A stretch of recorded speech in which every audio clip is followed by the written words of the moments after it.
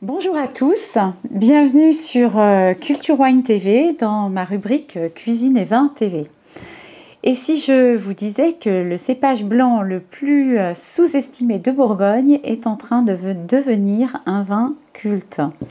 Eh bien, je vous parle de l'aligoté, souvent oublié, parfois moqué. Mais aujourd'hui et depuis quelques années, il est en train de faire son grand retour grâce à un groupe de vignerons passionnés qu'on appelle les aligoteurs. La suite après le générique.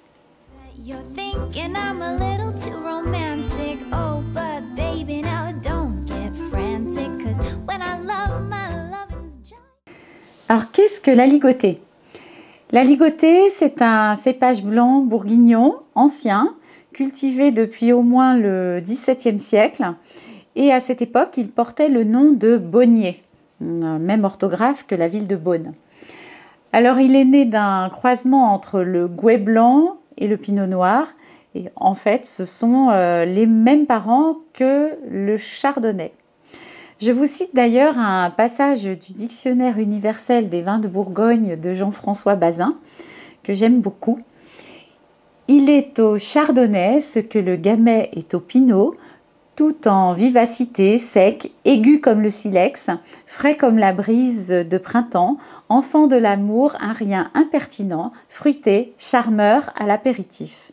On le conseillait naguère comme verre du réveil pour se désengourdir les gencives. Alors l'histoire n'a pourtant pas été très tendre avec l'aligoté, souvent considérée comme trop acide, c'est pour ça qu'on y mettait de la crème de cassis, trop rustique, longtemps plantée sur des terroirs assez pauvres, et puis surtout reléguée au rôle de base pour faire le fameux kir, le célèbre apéritif bourguignon du chanoine Kir, ancien maire de Dijon. En résultat, pendant des décennies, il a été considéré comme un vin de soif, pas vraiment noble. Maintenant, en tout cas, on le retrouve dans la hiérarchie des appellations bourguignonnes sur 3 niveaux d'appellation. En tant qu'appellation régionale, Bourgogne avec le Bourgogne aligoté, donc 100% aligoté, ou en partie dans les créments de Bourgogne, en assemblage avec d'autres cépages, toujours en appellation régionale. Ensuite, on le retrouve en appellation village, avec le village de Bouzeron, qui est la seule commune à produire des blancs issus de l'aligoté, un aligoté doré, donnant des vins plus gras et plus charnus. Et puis une exception vraiment très locale, où il est classé en premier cru dans le climat léman-luisant sur la commune de Moret-Saint-Denis. Alors, la renaissance de l'aligoté vient aussi de cette initiative des aligoteurs.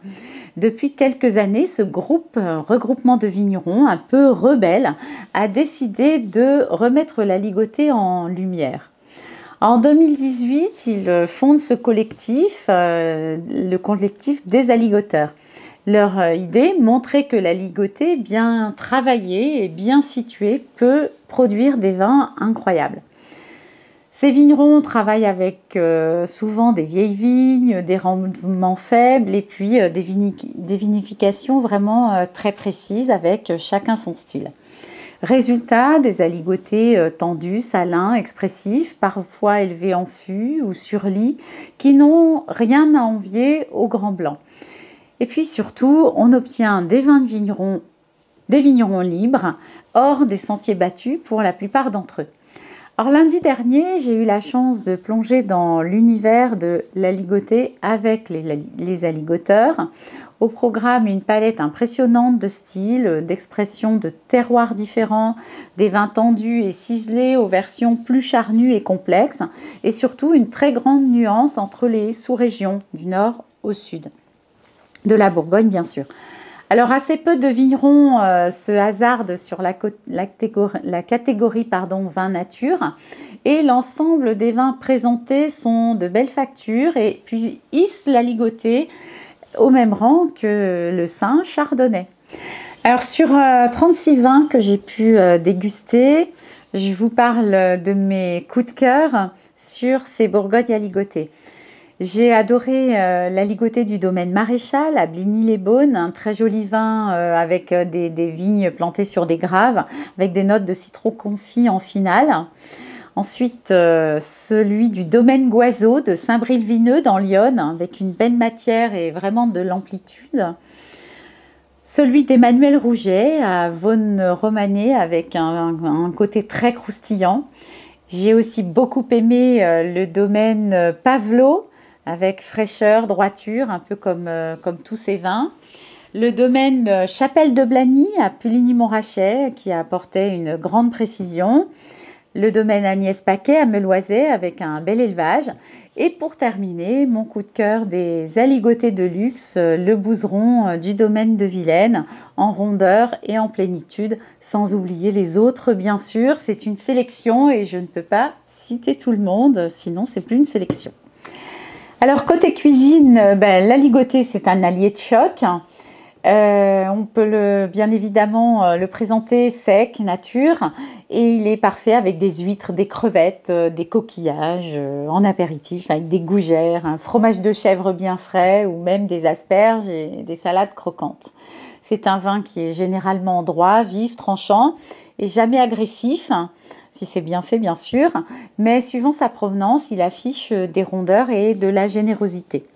On les conseille de service, frais mais pas glacés, autour de 10-12 degrés comme la majorité des vins blancs, et dans un joli verre à vin, type vin de Bourgogne, comme celui-là, pour bien l'aérer. Alors l'aligoté, ce n'est plus le petit vin blanc de comptoir, c'est devenu un vin de vigneron, des vignerons engagés envers le terroir dans la défense de ce cépage, et ça donne vraiment des vins de caractère. Alors si vous avez envie d'en savoir plus, eh bien, je peux vous organiser un atelier dégustation. Je vous mettrai les infos sous la vidéo. Je vous dis à très bientôt sur Culture Wine TV et puis mettez-moi en commentaire, vous, si vous avez un aligoté que vous aimez bien. Allez, à très bientôt. Chin chin.